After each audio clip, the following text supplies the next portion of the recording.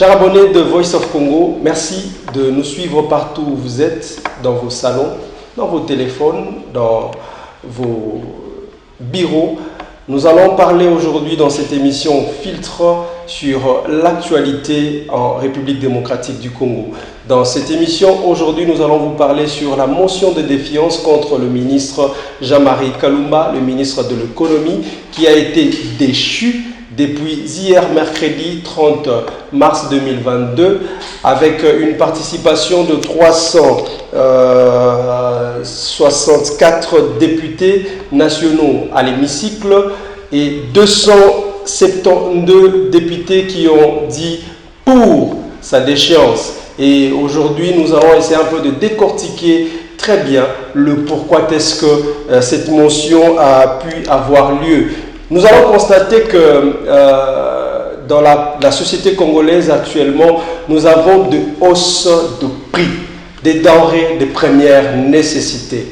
Je pense que, amis abonnés, vous allez, pour ceux qui sont ici à Kinshasa, il y a un flambé des prix à un niveau que nous ne pouvons jamais y croire. Les denrées alimentaires, le manger devient difficile. Vous pouvez vous retrouver un sac de riz qui coûtait 25 $. Aujourd'hui, vous pouvez le retrouver à 35 $. Alors que le panier de la ménagère a un problème sérieux, l'économie du pays a un problème. Chers abonnés de Voice of Congo, nous allons parler encore du non-respect des tarifs officiels de transport aérien, puisque c'est là aussi a fait l'actualité pour que le ministre aujourd'hui soit déchu de ses fonctions. Et nous allons aussi parler de la hausse ou parfois de la rareté de l'essence ou du carburant dans nos stations. Nous allons nous rappeler que nous avions eu à peine 1995 pour l'essence dans nos stations. Actuellement, nous sommes dans 2085. Et cela a causé trop du tort à l'économie du pays. C'est pourquoi nous allons maintenant essayer de vous parler sur ces problèmes de l'économie et de la déchéance du ministre de l'économie. Sans plus tarder, je vais devoir essayer un peu d'expliquer. Je vais être bilingue pour essayer un peu de faire comprendre un peu à nos abonnés par rapport à tout ce qui s'est fait au pays. Les lots Batu, balobelaki sur poisson et outils Namibie. Économie en mboka tokomi kotalela o ezali bongo biloko kouta na libanda, kouta na musika, alors que dans ce pays, nous avons la possibilité d'avoir des bateaux de pêche pour avoir des poissons ici sur place. Au mois de décembre, nous avons eu la bonne grâce d'écouter qu'il y avait une coopération entre la Namibie et la RDC pour avoir le poisson ici en République démocratique du Congo. Nous nous sommes dit que c'était une très bonne idée. Pourquoi? Puisque lors de fêtes, la panier de la ménagère devait être garnie.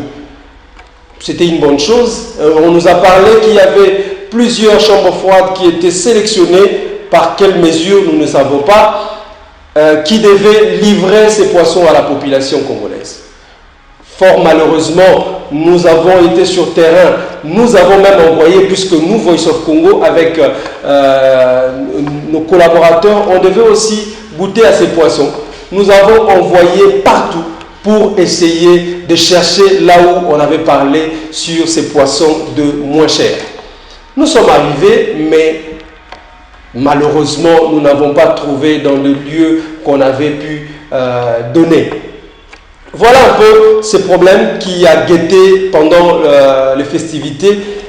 Au moins 1000 tonnes qui a été déclarées pour être reçues ici en République démocratique du Congo. Nous ne savons pas par quel mécanisme et comment est-ce que ces poissons sont finis et comment est-ce que la sélection a été faite pour essayer de liquider ces poissons sur le terrain. Nous allons encore parler sur le ciment. Le ciment qui était à 8 $. Aujourd'hui, nous sommes à 12,5 $. Qui construira? Peuple congolais, c'est pénible.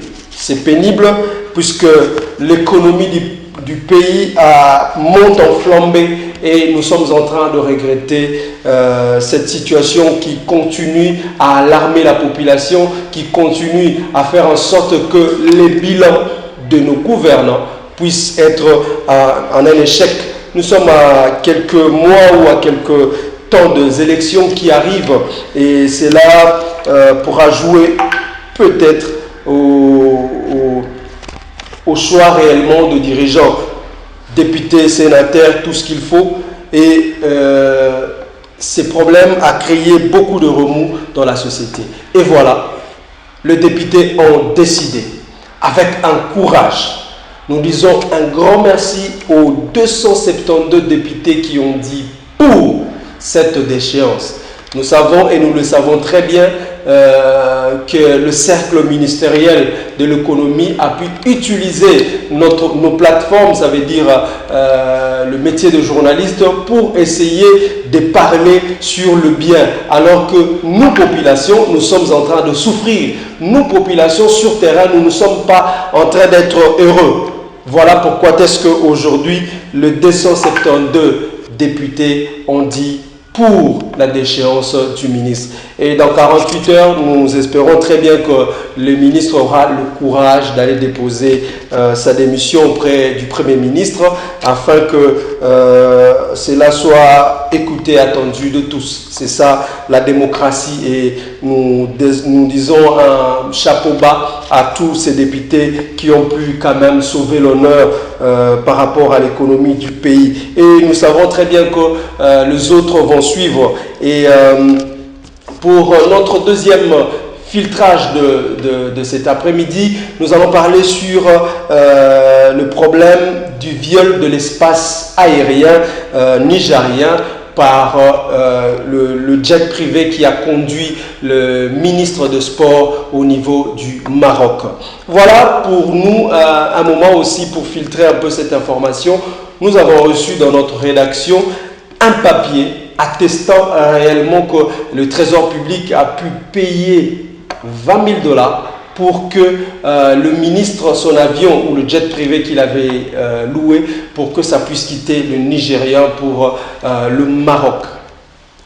Cher ministre, Boyoke l'Arabiso Mawa, ces 20 000 $ pouvaient servir à beaucoup d'autres choses. La République en a besoin. La République en a besoin. Chers députés, voilà l'occasion encore. Puisque maintenant que vous avez commencé à faire un bon travail, chapeau bas à tous les 272 députés qui, du reste, ont fait en sorte que l'économie du pays soit sauvée par cette déchéance. Voilà encore de personnes qui, du reste, veulent faire en sorte que notre trésorerie, la trésorerie, le trésor public puisse être vidé. 20 000 $, pourquoi? Est-ce que l'avion qui apportait le joueur ne pouvait pas transporter aussi le ministre? Est-ce que c'était opportun que nous puissions louer un jet privé pour le ministre de Sport pour que ça puisse avoir de problèmes au niveau du Nigeria, pour que les trésors publics encore puissent payer 20 000 $? C'est honteux pour ces genres de comportement que le ministre de Sport puisse nous donner peut-être des bonnes explications pour comprendre réellement pourquoi est-ce que cet argent devait sortir du trésor public alors que les besoins sont immenses que nous pouvons utiliser pour ces 20 000 $. Alors, chers abonnés, chers téléspectateurs, s'il faut le dire, tous ceux qui nous suivent en YouTube, tous ceux qui nous suivent sur Twitter, tous ceux qui nous suivent sur Facebook, Instagram, Voice of Congo, vous donne la voix dans notre émission Filtre pour nous partager les informations du jour que nous pouvons filtrer ensemble avec vous. Aujourd'hui, ça a été un réel plaisir pour moi de filtrer ces deux informations sur la déchéance du ministre Jean-Marie Kalumba et ainsi que le ministre Serge Condé de Sport. J'aimerais vous dire un grand merci.